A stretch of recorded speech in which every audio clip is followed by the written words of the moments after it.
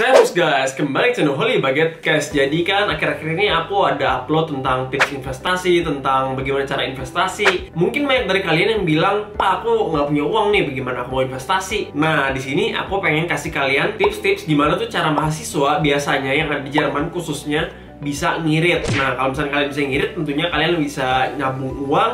Dan kalau kalian bisa nabung uang ya bisa investasi juga. Oke guys, jadi di sini aku udah coba kumpulin ada 7 tips totalnya. Langsung aja kita mulai. Yang pertama, kerja di bidang gastronomi.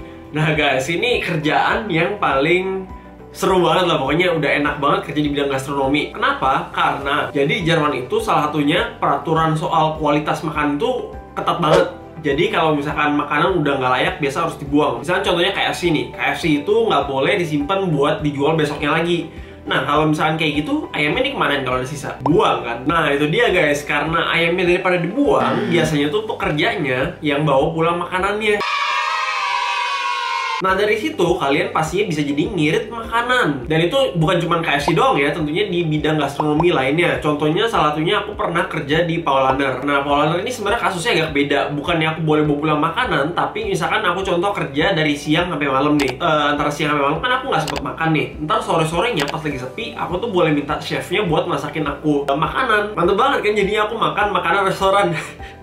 Ini aku kerja mau. Nah, dari situ jadi kalian bisa irit antara makan siang atau makan malam. Yang kedua, bikin budget dan catat pengeluaran. Nah guys, jadi tuh aku sering banget denger orang cara mengatur keuangan tuh kayak begini. Pokoknya aku keluarin spend segini uang, nanti di akhir bulan ada sisa berapa baru aku nabung. Nah, itu menurut aku salah satu kesalahan. Kenapa? Karena ya kemungkinan kalian bisa nyisain itu lumayan kecil. Karena psikologi kalian berkata, oke, ini aku masih ada sisa budget nih, udahlah aku pakai aja, nabungnya bulan depan lagi aja.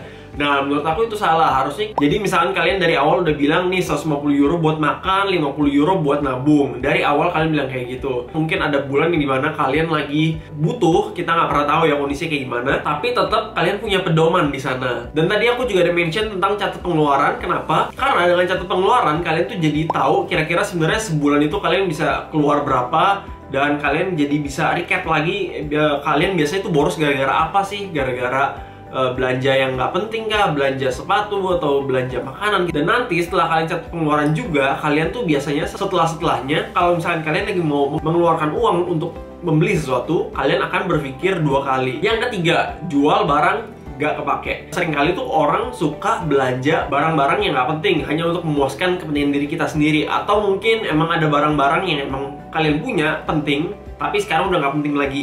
Nah, kalau di Jerman itu biasa kalian bisa jual di platform apapun. Bisa kalian misalkan jual di Facebook Group, atau kalian jual di eBay. Keempat adalah sebaliknya dari yang nomor 3. Kalian beli barang second. Jadi kalau di Jerman, aku nggak tahu ya kalau di Indo. Kalau di Jerman itu banyak banget peluang kalian buat beli barang second. Misalkan aku contohnya beli kamera ini barang second. Tapi barang secondnya itu, kalau contohnya aku biasa beli di Amazon itu ada ditulis kondisi barangnya tuh kayak apa, bagus, seperti baru, dan lain-lain. Dan kenapa mereka jual barang seperti baru? Tuh biasanya orang yang baru beli, terus baru pakai seminggu, 2 minggu, terus mereka emang nggak suka barangnya aja, terus balikin lagi.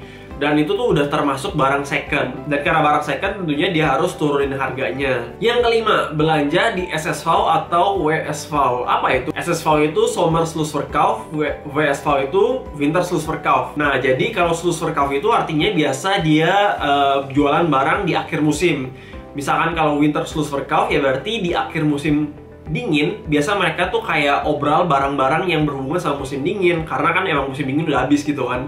Di tahun depannya mereka pengen jual barang yang lebih fresh lagi, baru lagi. Nah, karena mereka obral, pengen ngabisin barang, nggak pengen nyimpen barang banyak-banyak, ya udah mereka jual biasa harganya emang lebih murah-murah. Dari H&M, Zara, dan lain-lain lah. Udah sampai toko yang bermerek. Ya, aku nggak tahu sih kalian bermerek gimana.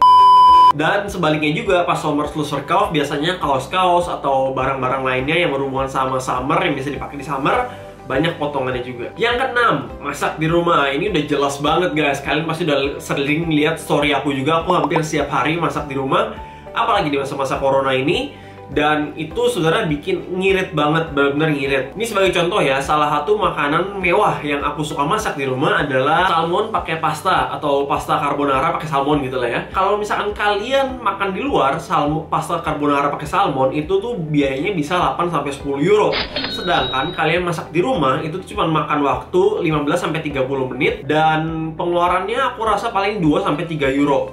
Itu kalau kalian makan makanan mewah, salmon. Tapi kalau misalkan kalian makanan yang misalkan ayam atau bukan daging, makan sayur, ya pasti semua lebih murah daripada kalian beli makanan di restoran. Kenapa? Karena memang di Jerman itu jasa itu mahal. Jadi kan kalian kalau misalkan ke restoran ya ada jasa dimasakin, jasa dilayanin. Yang ketujuh, kuasain diri kalian. Nah guys, jadi ini sebenarnya tips yang kalian pasti udah tahu juga. Kalian harus menguasai diri kalian, tapi kalian seringkali ya itu adalah tantangannya. Kalian harus tahu sendiri gimana kalian bisa menguasai diri kalian, dimana kalian berkomitmen untuk menabung di awal bulan, dimana kalian harus ngirit. Mungkin banyak dari kalian yang berpikir kalian aku berasal dari keluarga mampu nih, aku nggak perlu ngirit-ngirit. Menurut aku, mereka yang dari keluarga mampu pun tetap harus bisa ngirit. Mungkin ngiritnya dengan cara yang berbeda. Uang yang kalian irit, kalian bisa bagi ke investasi atau tabungan uang dan lain-lain. Dan semua juga untuk kepentingan masa depan kalian. Jadi, baik kalian yang memang berasal dari keluarga mampu ataupun enggak, menurut aku kalian harus tetap bisa untuk menguasai diri kalian sendiri. Nah guys, itu dia tadi 7 tips ala Holy Bucket, ala aku, untuk ngirit khususnya untuk mahasiswa ya di Jerman. Dan sekali lagi, dari 7 itu paling penting adalah 7 dimana kalian harus bisa menguasai diri kalian.